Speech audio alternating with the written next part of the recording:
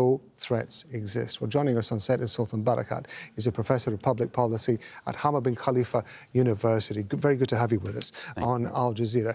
There seems to be more detail in this 20-point plan than in previous plans that we've seen put forward.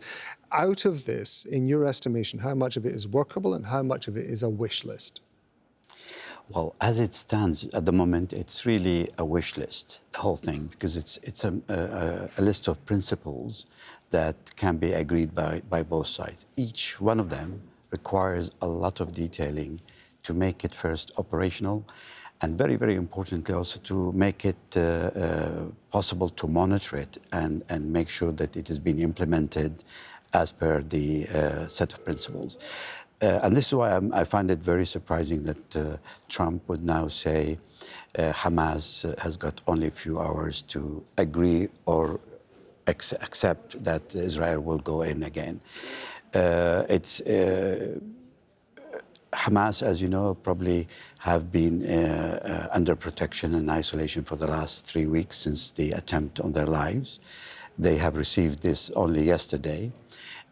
Given what and how Trump presented the information yesterday, they probably need another at least 3 or 4 days to understand what's involved in this in Doha here, and then they need to communicate it to people on the ground. And this is very important. The captives are not in the hands of the political leaders who sit in Doha.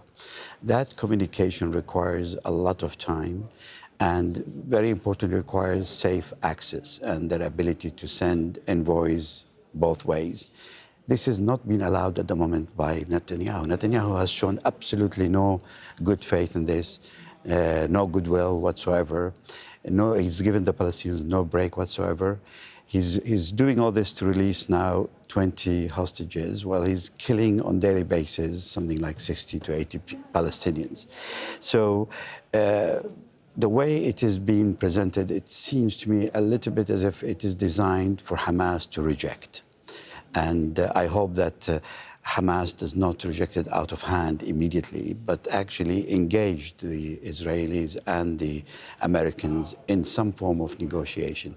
They need to push back, they need to offer alternatives, they need to suggest amendments to these principles, and very importantly, to suggest operationalization of some of those principles. You know, what do they see differently? For example, I think very important the distinction between a stabilization force and a protection force. A stabilization force is similar to what the Americans used in Iraq and in Afghanistan, which is really about enforcing an occupation. You know, it's about bringing people under control.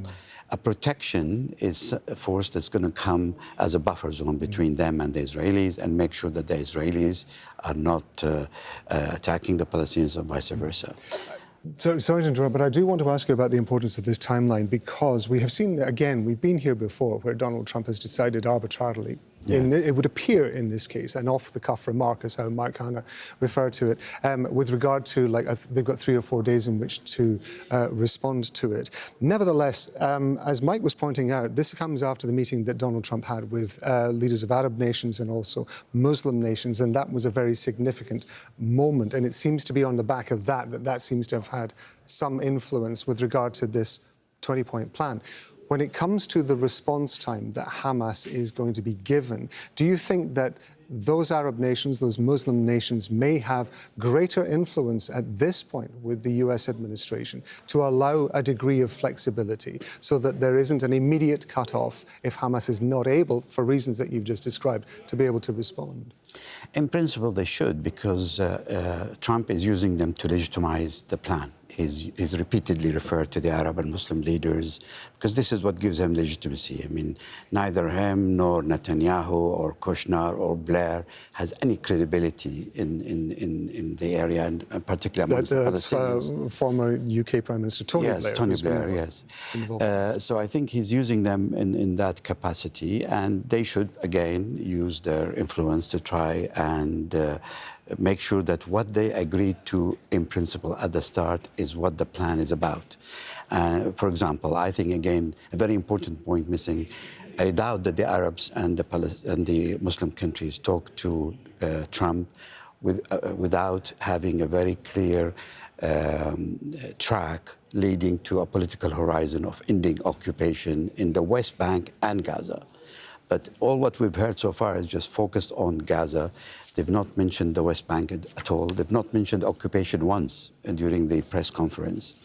And this is why I think the Arab leaders who spoke and who volunteered to work on behalf of the Palestinians also carry the responsibility to make sure that this is an operation, a plan that can be implemented. We appreciate you giving us your analysis of this. Sultan Barakat, as always, thank you very much. Thank you. Thank you.